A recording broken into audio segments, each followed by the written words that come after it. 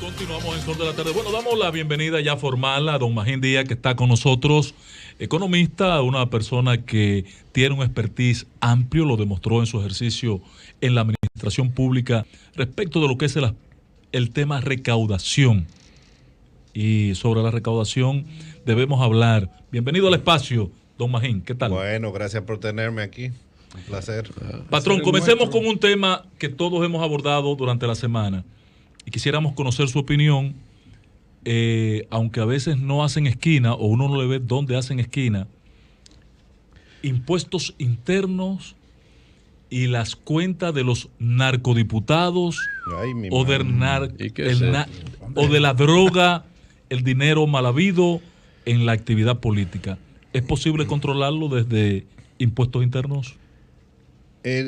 No, porque es un problema que va mucho más allá de impuestos internos. Para la DGI todos son contribuyentes, y como ustedes han visto, muchos tenían negocios, como personas físicas deben tributar. De hecho, lavado es eso, lavado es poner a pagar impuestos en dinero de procedencia ilícita. O sea que si son inteligentes... Pero si paga impuestos ahí quedó lavado. Sí, correcto. Entonces, si son inteligentes tal vez y pagan sus impuestos, eso no llama alertas en la DGI. Obviamente la DGI tiene mucha información, puede cruzar información, puede ver el patrimonio, tiene mecanismos para cobrar. El histórico. Pero en este caso, ya como hay políticos envueltos o congresistas, etcétera, yo creo que es un tema que debe abordarse de diversas instituciones, la Junta, la Ley Electoral, la Unidad de Análisis Financiero, que me imagino que participó en la investigación, la Procuraduría de Lavado. O sea, es un tema que va más allá. Pero cuando hacemos alusión al tema, don Magín, lo hacemos en función de que se le meta miedo a los que tienen ese tipo de práctica de uso de recursos, de ejercicio profesional. Efectivo mucho. Sí, de no meterse en la actividad política, porque allí puede haber una acción que lo ponga al desnudo. O sea, no existe desde DGI un mecanismo que pueda ponerle algún límite a esos financiamientos. No, la DGI sola no creo que va a poder. Yo creo que vaya a poder. Yo creo que tiene que ser algo como es un problema complejo, tiene que ser varias instituciones. La DGI en su rol de impuestos puede hacer un rol, bueno, como cayó Al Capone, fue por impuestos. Por impuestos. Pero en el caso de que sean funcionarios o congresistas, la Cámara de Cuentas con la declaración jurada, la Unidad de Análisis Financiero, o sea, no se le puede pedir a DGI también que sea la única o la principal responsable en este caso. Yo creo que si entró el dinero a financiar las campañas, pues debe ser la Junta Central o la institución que diga la ley. Siempre la administración tributaria puede jugar un rol, como lo ha jugado. Hay grandes casos, como ya mencioné, de Al Capone, que fue por impuestos. O sea, siempre. Pero si Pedro Jiménez, por ejemplo, va a candidatearse a diputado por la Fuerza del Pueblo en el próximo periodo, y se le pone como requisito que él tenga que entregar una certificación de impuestos internos de que durante los últimos 10 años él ha tenido un ejercicio fiscal. Eso está bien. Un histórico. Eso puede ser. Eso yo recuerdo, por ejemplo, cuando... Eso está bien. No en el caso de candidatos, pero cuando se eligieron, cuando yo estaba en DGI, se eligieron nuevos miembros de la Cámara de Cuentas, se pidió la relación, el Congreso pidió las certificaciones de que pagaban sus impuestos, y entiendo, si la memoria no me falla, que algunos fueron descartados por eso. Ahora, un problema complejo no lo se resuelve de una manera sencilla, no. Yo creo que hay un tema para los que son funcionarios que se revisen las declaraciones juradas. La Cámara de Cuentas es la institución fiscalizadora de las declaraciones. La DGI juega un rol de intercambio de información y mientras yo estuve ahí... Pero cuando son pero la idea es no que sean funcionarios públicos, Magín, sino que no evitar que no lleguen a funcionarios públicos. Entonces, que antes de ser electos, que al momento tener un filtro mínimo. Entonces, eso es lo que le planteo. Yo creo que debe ser la Junta Central, la ley electoral, hay que revisarla, los propios partidos. ¿Tú quieres una forma que funcione? a poner a los partidos y a los candidatos como sujeto obligado de la ley de lavado. Ahora, ahí no sería la DGI, sino la unidad de análisis financiero. Magín, sobre esa misma idea, por ejemplo, cuando hacen las declaraciones, los mismos políticos, cuando van a cargos, hacen declaraciones juradas. Esas declaraciones juradas, hay gente tiene 300 millones de pesos y declara juradamente. Entonces, debiera tener una contraparte de cuánto ha pagado de impuestos para producir esos 300 millones de pesos. Y si es verdad que los tiene. Exactamente. La auditoría debe perseguirlo. Pero por ejemplo, pero es una contraparte. Usted tiene 300 millones de pesos y lo hizo lícito, pues eso debió pagar alguna parte de impuestos. Mira, la ley del año 2014 da la facultad de fiscalización y para eso tiene un departamento grande y me imagino que con recursos a la Cámara de Cuentas. En la Cámara de Cuentas, y a mí que me tocó hacer varias declaraciones, la misma declaración fue mejorando en el tiempo. Y ya las últimas, pues sí te pedían los impuestos que tú habías pagado en el último año, una certificación. Y todos los soportes. Todos los soportes, o sea, cada vez fue mejorando. Ahora, la Cámara de Cuentas, yo no recuerdo que haya sometido a nadie. O enviado, tal vez mandó la información a Procuraduría. Estoy hablando sin tener conocimiento específico, pero es la Cámara de Cuentas que debe hacer esa fiscalización de todos los funcionarios que entran o salen del gobierno. Y tiene las herramientas porque tiene la capacidad de pedir información a cualquier institución del Estado, incluyendo la DGI, la Superintendencia de Banco para la información bancaria. O sea, los mecanismos están ahí y yo creo que cada vez, como dije, la información que se pide es más detallada. Hace años no estaba claro, por ejemplo, a qué valor tú declaras una propiedad, al valor de mercado, al valor que tú la compraste, al valor que está registrada en Catastro o en DGI. Es el tipo de cosas que con el tiempo se han ido aclarando. Y que también van a permitir que la Cámara de Cuentas haga una fiscalización correcta. Bueno, recientemente con la amnistía que se produjo de la actualización patrimonial, así se llama, ¿no? Le permitió a todo aquel que quería estar transparente, porque yo pude haber comprado una propiedad hace 20 años y me costó $1 millón, pero eso tiene una plusvalía que ya hoy esa casa puede estar costándote 20 millones de pesos. Claro. Entonces, cuando yo voy al fisco, el fisco me dice y me reevalúa mi propiedad. Me dice, no, pues usted tiene que pagarme en base a 20 porque que hace 20 costaba 1, pero ya cuesta 20 millones. Entonces, eso es un mecanismo de avance para ese tipo de situaciones. Sí, esa ley se hizo. Tú sabes que... Usted no pudo aplicarla. Bueno, ahí llegó la pandemia. Empezamos a aplicarla, pero ahí llegó la pandemia, se suspendió el reglamento. Y básicamente ya inició la aplicación en el nuevo gobierno. Pero la idea de esa ley es que aquí hubo una nueva ley de lavado de activos. Entonces... Era una exigencia ir a la par del Gafilá. Sí, básicamente es una exigencia. En todos los países de América Latina hubo que hacerlo. Y esa ley se acompaña de una amnistía o sincerización patrimonial, donde se le da la oportunidad, sobre todo porque la ley de lavado nuestra dice que la defraudación tributaria es un delito precedente de lavado. Por eso. Claro. Entonces, con esa ley te dio la oportunidad, creo que ya vencieron los plazos. Sí, ya venció. De sincerizar tu patrimonio pagando una tasa muy reducida. Tú puedes ir y sincerizar, lo que pasa es que va a pagar 25 o 27%. Con esa ley, en algunos casos era 2%, en otros casos 3%. Pero ¿por qué la gente teme, Magín, a acudir al llamado del órgano recaudador a transparentar su patrimonio? ¿Por qué? Cultural. Yo creo que es un tema cultural. Sí nos hemos pasado, porque en los últimos 20 años es una característica de América Latina, cada cierto tiempo hay una amnistía. Al economista no le gustan las amnistías, pero yo creo que sí se justificaba mucho por dos razones. Uno, por la pandemia, y otra por la ley de lavados nueva. Sí. Entonces, más que era amnistía y sincerización. Yo creo que es un tema cultural, no solo a las personas, a las empresas. Fíjate que aquí ahora es que, de hecho, el presidente acaba de promulgar una ley para tratar de incentivar que las empresas emitan acciones. A las empresas históricamente no les gusta emitir acciones porque implica una transparencia total. Y esa es uno de los objetivos del presidente Abinader, que las empresas salgan al mercado de acciones. Aquí hay mercado de bonos, pero no de acciones, como es en todo el mundo. Entonces, yo creo que hay que ir venciendo esa resistencia que yo creo que es más cultural que otra cosa. Ahora, man, aquellos ciudadanos, ¿no? ¿Verdad? Que no le dio el tiempo a acogerse a... Tú pagaste el IPI, a la ley siempre. A la ley, cuando venden esa propiedad, entonces tienen que pagar. Sí, cuando ahí... Porque ahí entonces tú tienes que vender a ya mercado. Es un consultorio tributario. Mira... va a ser por la oficina de Magenta, claro, bien, para que paguen la consultoría. No, pero yo soy macroeconomista. Mira, tengan una idea.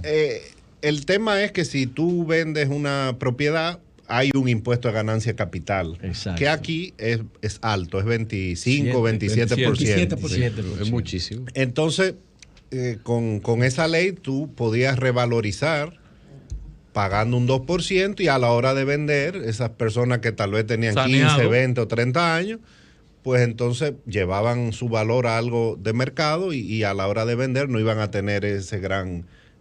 costo fiscal. La ganancia de capital se aplica a las personas físicas también. También, claro, todo. Magín, entremos al tema de la recaudación, a la parte de recaudación. La próxima llamada. Sí, esta es la llamada, patrón, esta es la llamada. Porque yo nunca olvido que usted hizo un almuerzo con este equipo. Yo acompañé a Consuelo Despradera, a Julio Martínez Pozos en esa actividad, don Antonio Espaillat. Y usted, Pedro, estaba ahí también. Sí, yo fui. Y usted dijo, ustedes no me dejaron nosotros no nada. vamos, no, pues no tenías nada que preguntar tampoco, nosotros no vamos a modificar la ley y a generar un nuevo esquema recaudatorio, porque la que tenemos, y nos ha instruido el presidente en ese sentido, nos permitiría ampliar las recaudaciones sin tener que modificarla. ¿Hasta dónde aguanta esa ley? Controlar evasiones. Las ilusiones no debían ser, pero evasiones, esencialmente. Mira, la decisión de hacer o no una reforma es una decisión política. En su momento, en el gobierno pasado, lo que dijo el presidente es, primero el pacto eléctrico, que en promedio te puede explicar a veces hasta la mitad del déficit fiscal, y hasta que no haya pacto eléctrico, pues no hacemos pacto fiscal. Y después él tomó la decisión de no hacer una reforma y bueno, esa es una decisión política, eso ya sería entrar en un juicio de valor, si debió hacerla o no. Y bueno, la instrucción que hubo, y como no solo pasa en la parte tributaria, yo creo que aquí hay muchas leyes que, aquí no hay que cambiar leyes, nosotros no cambiamos leyes y pudimos hacer un combate grande a la evasión y al fraude. Ahora, también hay que analizar la evidencia. El problema fiscal del país no se resuelve con administración tributaria, con eficiencia de DGI o DGA. Eso, primero, yo creo que es bueno que haya un combate a la evasión. La evasión afecta desproporcionadamente, por ejemplo, a las empresas que no pagan, una competencia desleal terrible. Yo creo que ayuda incluso a la distribución del ingreso. Correcto. Porque tú vas a cobrar impuestos a gente que tal vez tiene mucho dinero que no lo paga. Eso es injusto. Ahora, la brecha que hay entre ingresos y gastos histórica y que ahora se expandió con la pandemia, no se puede cerrar solo con administración tributaria. Siempre las instituciones de recaudación tienen que luchar contra el fraude porque ese es su trabajo y contra la evasión, pero no van a resolver ya la deuda de 70% del pero PIB. ¿hasta dónde estericar la posibilidad de administrar este esquema recaudatorio nuestro sin una reforma tributaria? Porque todo luce que el bulto que hicimos con el tema del diálogo nacional, Pedro y yo insistíamos desde el principio, también lo hacía César, esto nada más tiene el propósito de una reforma fiscal. Pero resulta que ahora está ausente la reforma fiscal. No, está ahí. No, porque el presupuesto del 2022 hay que presentarlo el día 2. ¿Y cuándo se va a hacer la reforma? No, pero... La semana que viene hay que hacer una reunión del Consejo de Ministros para presentar el presupuesto. ¿Y cuándo se va a hacer la reforma? No, se puede hacer en cualquier momento porque tú puedes presentar el presupuesto en octubre y ir discutiendo la reforma y después se manda y si hay que mandar una modificación al presupuesto se manda. O sea, no, ese no es el problema. Yo creo que se estericó bastante para llegar al 2020, llegamos sin una reforma y tal vez, como yo dije en un artículo hace un par de semanas, el gobierno puede sobrevivir este periodo sin reforma, pero todos los dominicanos tenemos que saber qué va a significar eso. Préstamos. Va a significar préstamo y va a significar también un gobierno con restricciones, que no va a poder invertir mucho. Si hay que comprar vacuna todos los años, pues no va a ser tan fácil. Entonces, yo creo que hay que ir a un tema más de fondo. O sea, ¿qué Estado es que queremos? ¿Queremos gastar más o qué tamaño de Estado queremos? Correcto. Esa es la primera pregunta que tenemos que sentarnos. Por ejemplo, el Banco Mundial dice recientemente, los estados que recaudan menos de 15% del PIB, eso no es viable. Oye, nosotros tenemos un 14. Tenemos un 13 y el diablo no es viable. Eso es lo que dice. O sea, ¿por qué? Porque para países como el nuestro, lo que está estudiado es que tú necesitas un gasto entre 18 y 20% del PIB. ¿Por qué? Queremos educación, queremos salud, queremos seguridad, queremos servicios. Infraestructura. Entonces, no queremos pagar aquí los servicios. Aquí el agua no se paga mucho la basura tampoco. Las luces se las roban, los ricos se las roban. Entonces, yo dije también un artículo hace un par de meses, o sea, que queremos un Estado de país desarrollado, pero recaudando como un país de África. Y eso no es compatible. Virgilio, entre las preguntas que te voy a hacer en secuencia, ¿es República Dominicana un país evasor? Ustedes, don Magín. Sí. Sí. Entonces, yo escuchaba una disertación cuando tú todavía eras director de impuestos internos y luego escribiste algo sobre eso, sobre la evasión precisamente que tú hablabas, y tú hablabas de un 48% del comercio evadía impuestos directamente. Creo que era un 48%. Mira, cuando yo llegué hicimos una comisión interinstitucional coordinada por DGI, pero ahí estaba el Ministerio de Economía, Hacienda, DGA y el Banco Central, que es la institución que realmente recopila los datos siguiendo todas las mejores prácticas a nivel internacional para hacer una medición, porque hacía unos años que no se medía. Uno puede aproximarlo, si yo entro y busco algunos datos, pues aproximadamente, pero una estimación ya utilizando los datos más específicos de cuentas nacionales y eso en detalle, se hizo en el 2017 y eso habría que actualizarlo cada 3 o 4 años. Y ahí lo que nos dio es una evasión de ITEVIS, la evasión se mide por impuestos. Sí.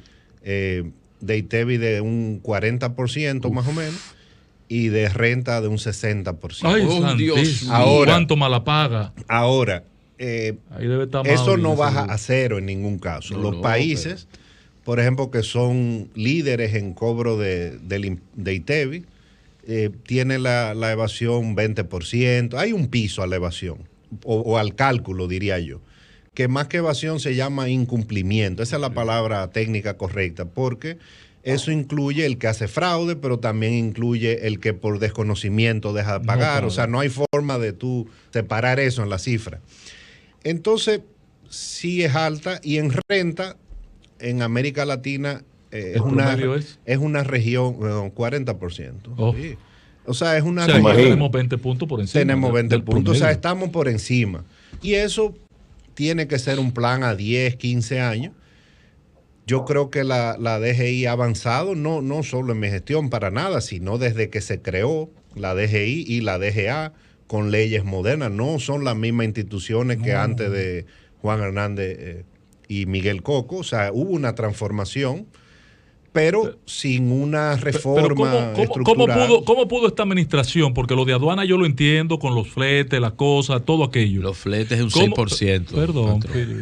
¿Cómo pudo esta administración que está presentando aún el periodo de vaca flaca de la pandemia aumentar la recaudación a los niveles que ha presentado? ¿Solo por la ley especial que Pedro refirió? ¿Qué sustentó este gran aumento de recaudación? No hay... En recaudación, ni en DGI ni en DGA hay magia. Eso no existe. Hay factores que lo explican. Yo creo que, primero, la economía hasta este mes está creciendo más de 20% en términos nominales. Cuando tú sumas el crecimiento real más inflación, te da más de 20%. Sí. Eso es el doble de lo que había crecido en los últimos años. Eso explica mucho. Cuando la economía crece, las recaudaciones crecen. Crecen automáticamente. Hubo una amnistía, yo creo que bien... administrada, que la gente la acogió. Que estuvo... Si tú me hubieras preguntado antes de la pandemia, no, yo estoy en contra de la amnistía. Desde que llegó la pandemia, amnistía. Y en la transición se lo dije al equipo que llegaba, que hay que hacer una amnistía porque esto es una crisis sin precedentes. Entonces tú tienes la amnistía, tú tienes la ley de sincerización, porque eran 2 leyes, una amnistía para deuda. O sea, hay varios factores que se sumaron, los valores aumentaron también, y puede haber tú no puedes separar, pero tiene que haber un factor de eficiencia. O sea, ineficientes no han sido. ¿Es posible socialmente, Magín? Aníbal tiene una pregunta. Aníbal, adelante. Adelante. Sí, me gustaría preguntarle a don Magín, luego de saludarle, de no realizarse una reforma fiscal, ¿a qué distancia estaría el país de una crisis económica? Y en segundo lugar, ¿cuál sería el modelo de reforma que, de acuerdo con Magín Díaz, es el que el país necesita en este momento? Mira, en la primera estamos más cerca, pero no sabemos cuándo. Estamos ahí. Dejen eso lejos, por favor, dejen eso lejos. Mira, ahora no hay un riesgo inminente de una crisis fiscal. Lo que uno ve ahora es un gobierno que, si no aumenta las recaudaciones, va a tener muchas limitaciones en la inversión. Exacto. Entonces, no hay ¿cuál es el riesgo de un país que no recauda de una crisis? Que hay una crisis de deuda, que no pueda pagar un default. Un default entonces te desata una serie de eventos que te llevan a la quiebra. Aumenta la tasa de interés, aumenta el tipo de cambio. El riesgo de eso ahora mismo en los próximos 2 o 3 años yo lo veo casi cero, a menos que venga un rayo y no caiga encima, algo así. Pero no hay ese tipo de riesgo. El riesgo es un gobierno nuevo con un plan que hizo, que no lo va a poder ejecutar porque simplemente no dan. La recaudación es un tema aritmético. O sea, tú recaudas, el 25% de eso es intereses, el 30% o más es educación. Ahí se te fue la mitad, más de la mitad, y te queda salud. Pero que cada día aumenta más. Entonces, ¿dónde está la inversión? No hay inversión. Entonces, queremos salud, las vacunas, cuánto hemos gastado en vacunas. Entonces, es un tema de que los recursos no dan. La segunda parte de la pregunta, Ángel, por favor. Sí, adelante. Esa me iba a hacer el loco. Te dio de lado. Mira, yo ni sé qué decir. O tal vez ya agoté mi cuota de patriotismo poniendo impuestos. Yo creo que lo que dije antes es un hecho. O sea, con mejora en aduana y en DGI no se va a resolver el problema fiscal porque es un problema estructural. La evasión puede ir bajando gradualmente, pero es el mismo sistema que te lleva a esa evasión. Entonces tú tienes que hacer algún tipo de reforma estructural. Y si tú vas a hacer una reforma que sea estructural y que además quieras recaudar, tú tienes que basar esa reforma en los pilares del sistema tributario, que son 2, renta e ITEVI. O sea, tú no puedes hacer una gran reforma con impuestos pequeñitos. Vamos a ponerle un impuesto a la silla. Sí, no. Si aquí viene una reforma estructural, tiene que mejorar el ITEVI y mejorar el impuesto sobre las rentas. Ampliar la base y bajar el monto. Perdóname, Pedro. En el caso de los impuestos, parece que no habrá una reforma por ahora, pero en el caso de los impuestos... ¿Cómo que no? El gobierno ayer dijo en el que usted y Danilo se metieron en miedo y no aplicaron después del 2012, como el impuesto a las placas, a la circulación, a la otra. Esa reforma que quedó aprobada y no aplicada, pero que parece que el valiente de Luis Valdés y el valiente de Luis Abinader están decididos a aplicar, ¿es factible ahora ¿Es viable meter al país en esa recaudación, en esa aplicación de esa reforma que ustedes no se atrevieron a aplicar? No, el Danilo y el PLD hicieron una reforma en el 2012. Pero no la aplicaron, los vehículos siguen pagando los viejos, no pagan los nuevos. Esa fue una de las pocas medidas que no se aplicó. Ahora se aprobó en la ley. Lo que pasa es que cada año en el presupuesto se congela la aplicación de ese impuesto a las placas. ¿Cuánto y de podríamos hecho, generar por ahí? de memoria no me acuerdo. Pero una proyección. ¿Impactaría en la recaudación? Mira, es importante. Es que lo que pasa es los impuestos que recaudan mucho son ITEVIS, impuestos sobre la renta. Y después tú tienes los selectivos a combustible, alcoholes, cigarrillos. Y después, que no aguantan más ninguno. Y después los otros son impuestos que complementan el sistema, selectivo a las telecomunicaciones, el de las placas. Entonces sí se hizo una reforma, y una reforma que tuvo elementos importantes. Se subió el ITEVI, se aumentó algo de la base del ITEVI en esa reforma. Tuvo elementos, se aumentaron los selectivos, y esa medida se dejó. Ahora, cuando tú te enfermas, tienes una enfermedad, la vacuna te duele, pero hay que ponértela. Entonces, yo creo que el presidente ha sido valiente, porque él tiene un año hablando de que hay que hacer reformas. Lo que pasa es que entonces le tocó una pandemia. Bueno, o sea, eso nadie lo previó, pero fíjate que en el presupuesto de este año, en octubre, él quiso poner más impuestos y después tuvo que echar para atrás. Porque el ejemplo de Colombia lo metió en miedo. Eso fue antes. Ahora, fíjate que a principio de año el gobierno insistió y decía, tenemos que hacer una reforma como la del año 92 cuando la pandemia vaya cediendo. Ahora vino lo de Colombia y ahí cambió el discurso. Espérate, hay que hacer una reforma a la que se pueda. Pero el gobierno insiste, y de hecho el presidente lo ha dicho. Y en el documento que se entregó ayer dice los lineamientos de lo que debe ser una reforma, obviamente muy general, pero es que hay un problema de finalmente, recaudación. Magín, entonces usted insiste en que el gobierno de Luis Abinader puede subsistir, sobrevivir sin una reforma. Puede sobrevivir precariamente. ¿Por cuánto tiempo? Pues lo dijo 3 años. No, 3 puede años sobrevivir. No, o sea, ahora, peligro. Los dominicanos tenemos que saber que la deuda no va a bajar, no va a seguir bajando, como va a bajar este año. Va a ser una fiscalidad más vulnerable, pues, pero puede sobrevivir. Ahora, el gobierno, ¿por qué insiste? A pesar de que eso tiene un costo político, porque sabe que necesita más recursos por dos razones: para bajar la deuda, por un lado, pero que tiene una presión social de que hay que aumentar gastos. No le gusta, pero para cerrar, ampliar la base y bajar el impuesto de transferencia sería la clave. Ampliar la base es fácil decirlo. Técnicamente es lo correcto. Ahora, ¿qué está fuera de la base del impuesto? La medicina y la comida. No, hay muchas cosas. Está medicina, clínica privada, la salud, los colegios privados, la canasta básica. Entonces, aumentar la base es complejo, porque aumentar la base es subir el impuesto a lo que no tiene. Es subir tasa también. Entonces, los países que tienen la base generalizada es porque hicieron el ITEVI de entrada así. Y la gente ya se acostumbró. Bueno, gracias, don Magín. La próxima vez que usted esté con nosotros, Magín, queremos hablar de la elusión, porque usted tiene una hipótesis sobre ese tema, una tesis sobre ese tema. Nosotros tenemos una contraria. Así muy que bien. La próxima vez hablamos del tema. Señores, gracias a don Magín Díaz, ex director general de Impuestos Internos. Economista. Pero no es un hombre, a pesar de haber pasado por ahí, no es un hombre impopular. No. Gracias, don Magín.